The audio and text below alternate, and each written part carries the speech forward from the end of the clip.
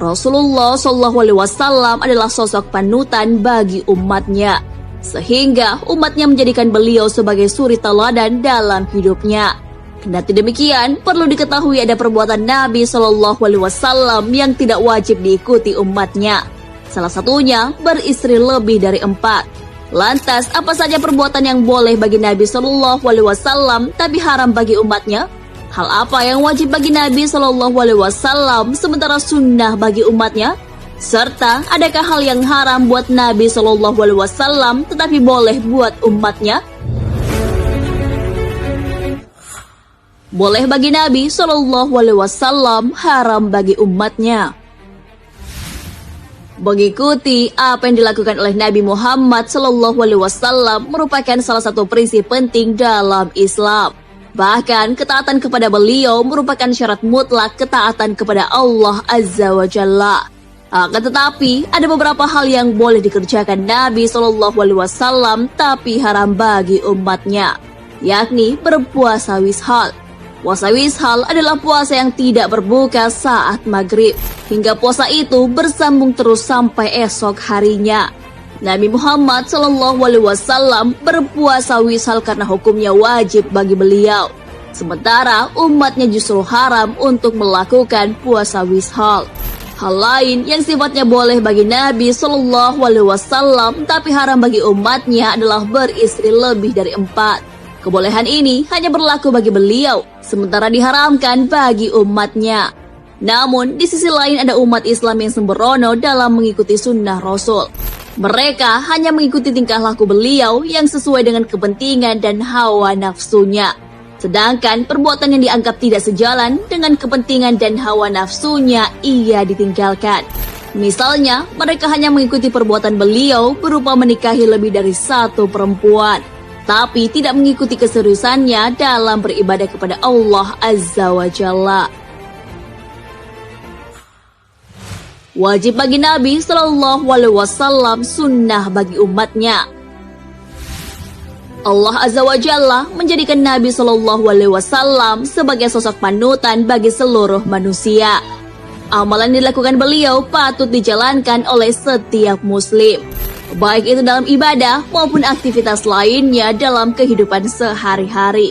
Meski begitu, tidak semua amalan Nabi SAW harus diikuti. Ada hal yang hukumnya wajib bagi beliau namun sunnah bagi umatnya. Amalan yang hukumnya wajib bagi Nabi Muhammad SAW seperti sholat duha, sholat tahajud, berwisak, bermusyawarah, menyembelih kurban, dan musabarah. Amalan tersebut wajib bagi Nabi SAW, namun hukumnya hanya sunnah bagi umatnya.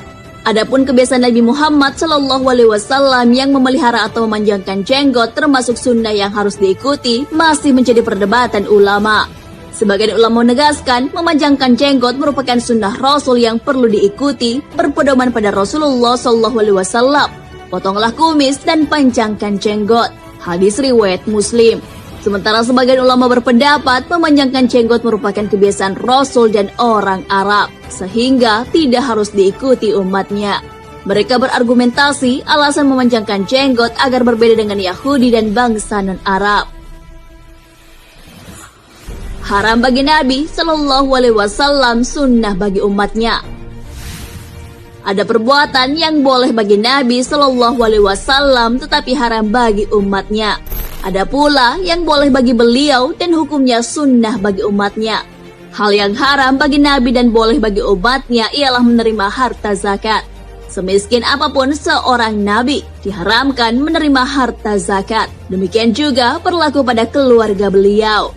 Nabi SAW juga diharamkan memakan makanan yang berbau, seperti bawang, jengkol, petai, dan sejenisnya. Karena hal itu dapat menyebabkan malaikat tidak mau datang menyampaikan wahyu kepada beliau.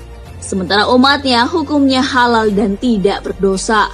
Menikahi wanita ahli kitab juga haram bagi Nabi SAW. Sedangkan buat umatnya dihalalkan menikahi wanita ahli kitab.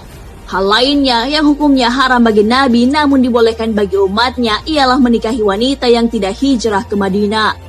Umat Nabi SAW juga dibolehkan melepas pakaian perang bila telah dikenakan hingga selesai. Namun hal tersebut haram bagi beliau. Nah, sahabat beriman, sangat penting untuk memahami perbuatan Rasul yang umatnya tidak wajib mengikutinya. Sebab hal tersebut berhubungan dengan kerasulannya. Begitu pula perbuatan Rasul yang hukumnya sunnah bagi umatnya. Sesungguhnya, menaati Rasulullah SAW adalah syarat mutlak ketaatan kepada Allah Azza wa Jalla. Hal ini sebagaimana yang dijelaskan di dalam Al-Quran. Barang siapa menaati Rasul, sesungguhnya ia telah mentaati Allah. Quran Surah An-Nisa ayat 80. Wallahu a'lam bishawab.